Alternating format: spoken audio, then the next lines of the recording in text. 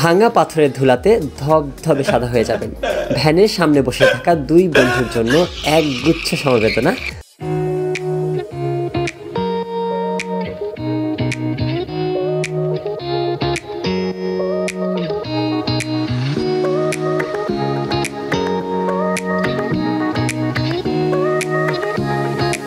তেতুলিয়াতে পৌঁছানোর পরে আজকে আমাদের প্রথম ট্যুর বাংলা বান্ধা 0 পয়েন্ট। আসসালামু আলাইকুম এভরিওয়ান, দিস ইজ আরিফ খান। জুম্মার নামাজ শেষ করে আমরা বাংলা বান্ধা 0 পয়েন্টে যাওয়ার সিদ্ধান্ত নিলাম। আমরা যেহেতু 12 জন ছিলাম তাই আমরা 2টা ভ্যান ঠিক করেছিলাম। প্রথমে আমরা ভাড়াগুলো ঠিক করে নিলাম, তারপর আমরা রওনা হলাম বাংলা বান্ধা 0 পয়েন্ট দেখার উদ্দেশ্যে। মাঝপথে আমরা দুপুরে খাওয়ার জন্য একটা হোটেলের কাছে থামলাম।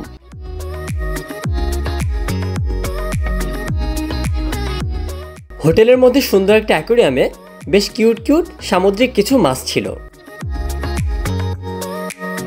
তাদের মেনুতে যা ছিল সেখান থেকে আমাদের পছন্দের খাবারগুলো অর্ডার করে আমরা ওয়েট করছিলাম।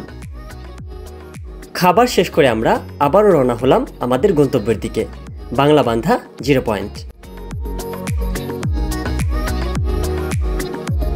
ভ্যানে চড়ে ভ্রমণ করার মধ্যে একটা ভিন্ন রকম ভালো লাগা কাজ করে, কারণ চারিদিকের প্রাকৃতিক পরিবেশটা খুব সুন্দরভাবেই উপভোগ করা যায় এবং যেখানে সেখানে কিন্তু মন চাইলেই থেমে যাওয়া যায়। কিছুটা পথ সামনে আগাতেই আমরা দেখতে পেলাম তেতুলিয়া 0 পয়েন্ট, আর আমরা ভ্যান থামিয়ে সেখানে নেমে পড়লাম ছবি তোলার জন্য।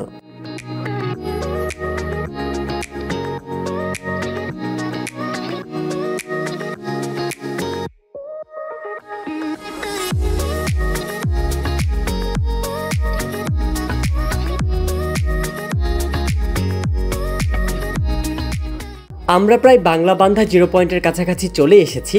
আর কিছুটা পথ পাড়ি দিলে আমরা পৌঁছে যাব আমাদের গন্তব্যে।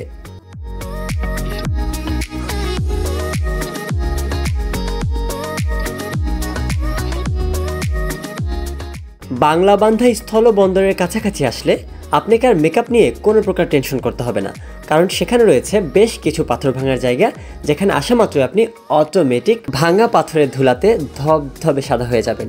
ভ্যানের সামনে বসে থাকা দুই বন্ধুর জন্য এক গুচ্ছ সমবেদনা, পাশাপাশি ধন্যবাদও বটে, কারণ তারা ছিল বলেই বেঁচে গিয়েছিলাম ধুলার হাত থেকে। মুখ লুকিয়েছিলাম তাদের পিঠে।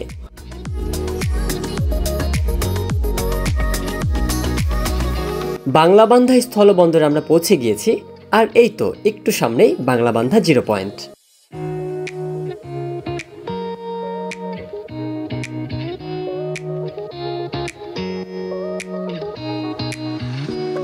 এটা যেহেতু পুরোটাই একটা সংরক্ষিত এলাকা, তাই এখানে দর্শনার্থী প্রবেশে নির্দিষ্ট একটা সময়সীমা রয়েছে।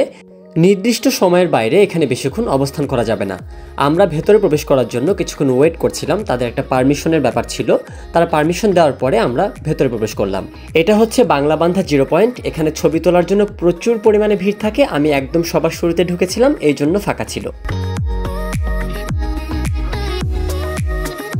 এটা হচ্ছে প্যারেড গ্রাউন্ড। এখানে নির্দিষ্ট একটা সময়ে বাংলাদেশ এবং ভারতের সমন্বয়ে প্যারেড অনুষ্ঠিত হয়। প্রথমে দুই দেশের পতাকা উত্তোলন এবং জাতীয় সঙ্গীতের পরে বাংলাদেশ এবং ভারতের সিকিউরিটি ফোর্সের সমন্বয়ে প্যারেড অনুষ্ঠিত হয়।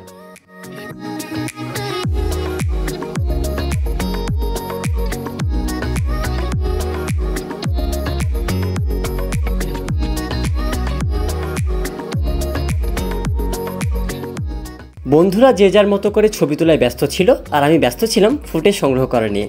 আর ফুটেজগুলো সংগ্রহ করেছিলাম বলেই তো আপনাদের সাথে শেয়ার করতে পারছি।